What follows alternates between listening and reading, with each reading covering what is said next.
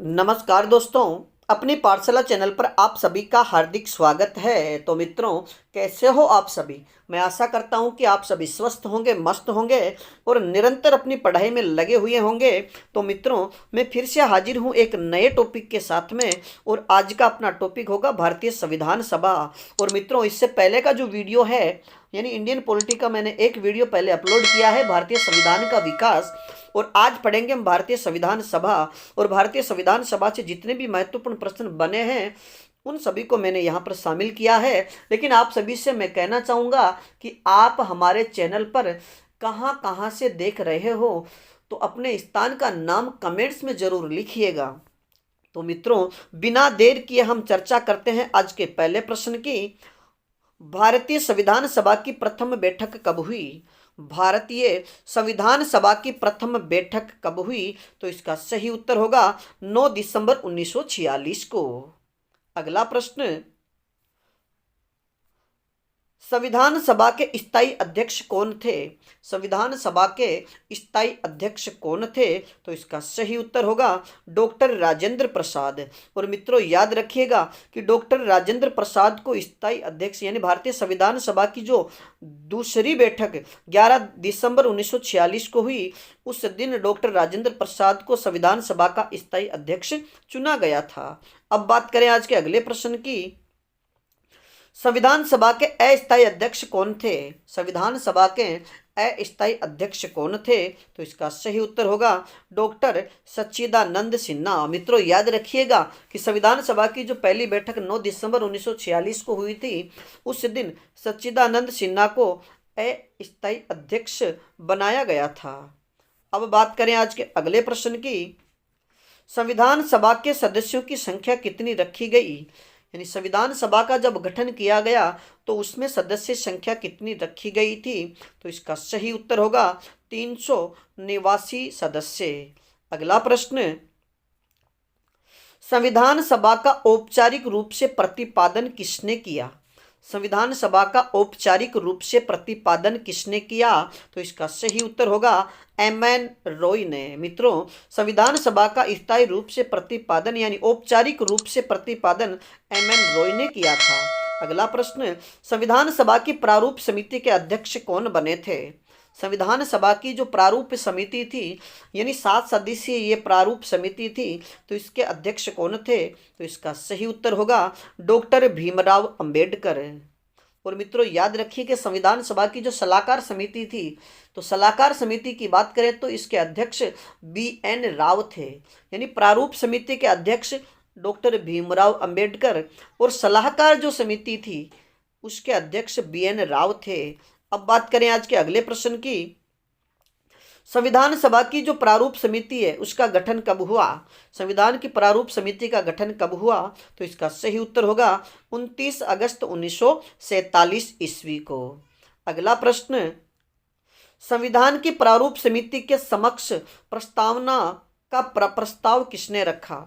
संविधान की यानी संविधान सभा की जो प्रारूप समिति थी उसके समक्ष प्रस्तावना का जो प्रस्ताव है वह किसने रखा, तो इसका सही उत्तर होगा जवाहरलाल नेहरू ने। अगला प्रश्न,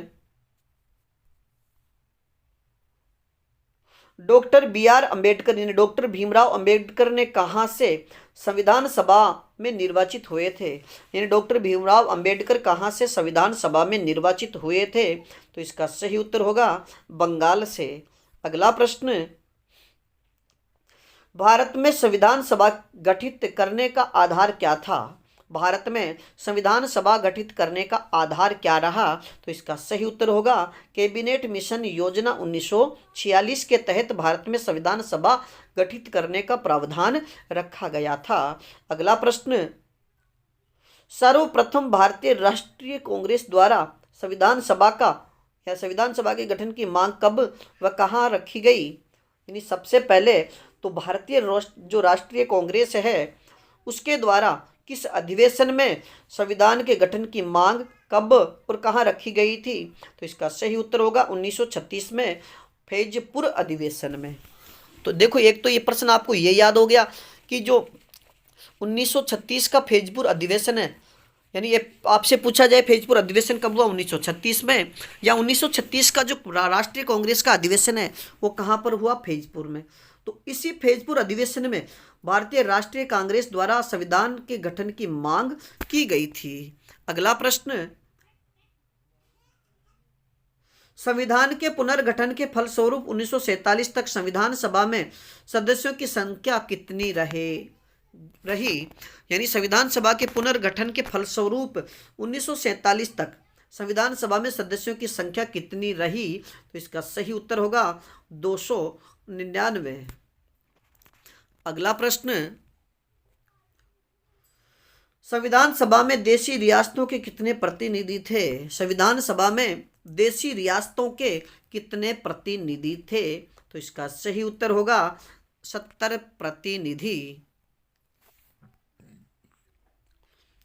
अगला प्रश्न,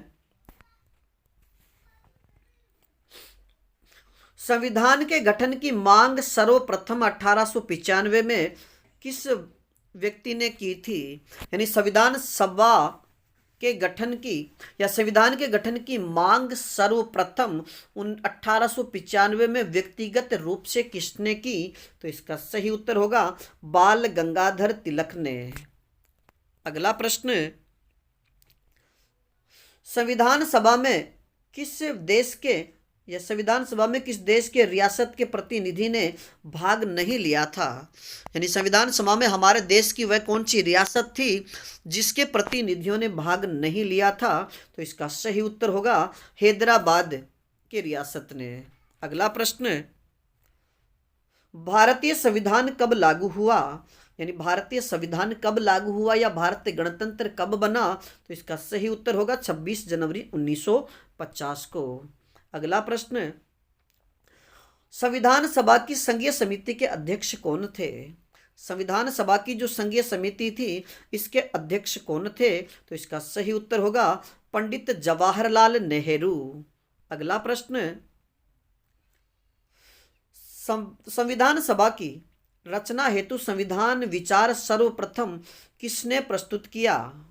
यानी संविधान सभा की जो रचना है इसके लिए संविधान का विचार सर्वप्रथम किसने प्रस्तुत किया था, तो इसका सही उत्तर होगा स्वराज पार्टी ने 1924 में। और मित्रों याद रखिएगा संविधान यानी जो स्वराज पार्टी थी इसमें पंडित जवाहरलाल नेहरू के पिता मोतीलाल नेहरू ने यह पार्टी बनाई थी। बात करें आज के अगले प्रश्न की, संविधान को बनने में कितना समय लगा। कि भारतीय संविधान को बनने में कितना समय लगा, तो इसका सही उत्तर होगा 2 वर्ष 11 माह और 17 दिन। अगला प्रश्न,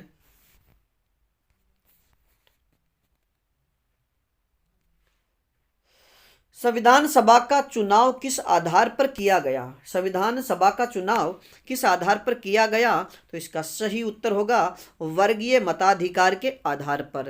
अगला प्रश्न, संविधान सभा का पहला अधिवेशन कहाँ हुआ। संविधान सभा का पहला अधिवेशन कहाँ पर हुआ, तो इसका सही उत्तर होगा दिल्ली में। अगला प्रश्न,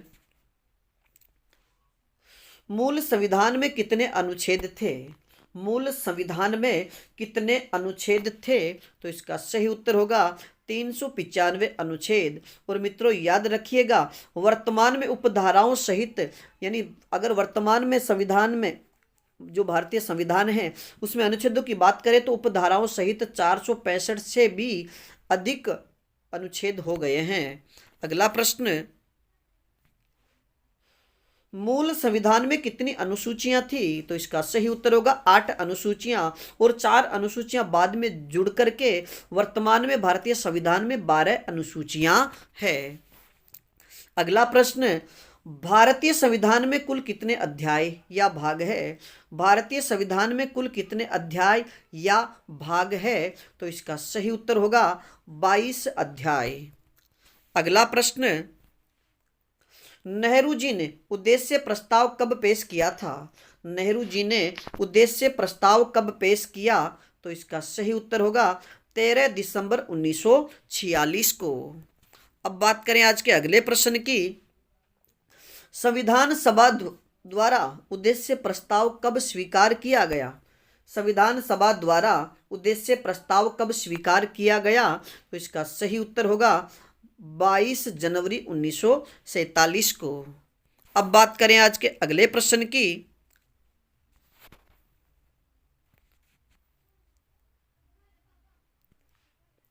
संविधान पर संविधान सभा के सदस्यों ने अंतिम रूप से हस्ताक्षर कब किए? संविधान सभा पर यानी संविधान सभा के जितने भी सदस्य थे उन्होंने अंतिम रूप से हस्ताक्षर कब किए? तो इसका सही उत्तर होगा 24 जनवरी 1950 को। अगला प्रश्न, संविधान का प्रथम वाचन कब किया गया? यानी जब भारतीय संविधान बनकर के तैयार हुआ तो उसका प्रथम वाचन कब किया गया? तो इसका सही उत्तर होगा 4 नवंबर 1948 से लेकर 9 नवंबर 1948 तक। अगला प्रश्न, संविधान का दूसरा वाचन कब हुआ? संविधान का दूसरा वाचन कब हुआ? तो इसका सही उत्तर होगा 15 नवंबर 1948 से लेकर के 17 नवंबर 1949 तक। मित्रों याद रखिएगा कि संविधान पर 3 वाचन हुए थे, यानी भारतीय संविधान पर 3 वाचन हुए, जिनमें सबसे बड़ा वाचन की बात करें तो दूसरा वाचन और सबसे छोटे वाचन की बात करें तो पहला वाचन सबसे छोटा था। अब बात करें आज के अगले प्रश्न की। संविधान सभा की संचालन समिति के अध्यक्ष कौन थे?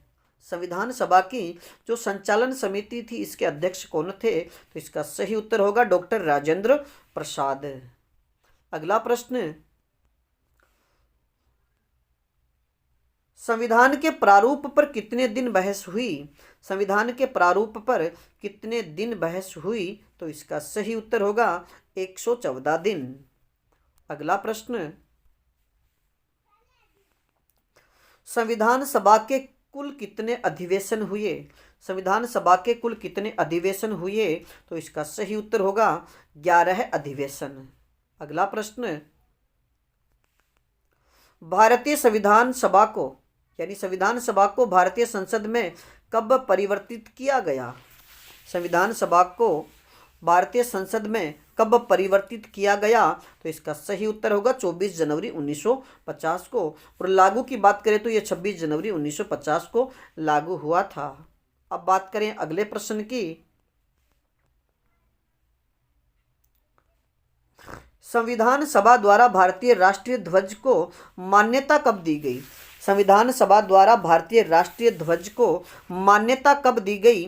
तो इसका सही उत्तर होगा 22 जुलाई 1947 ईस्वी को। अगला प्रश्न, राष्ट्रीय प्रतीक अशोक स्तंभ को आधिकारिक रूप से कब मान्यता मिली?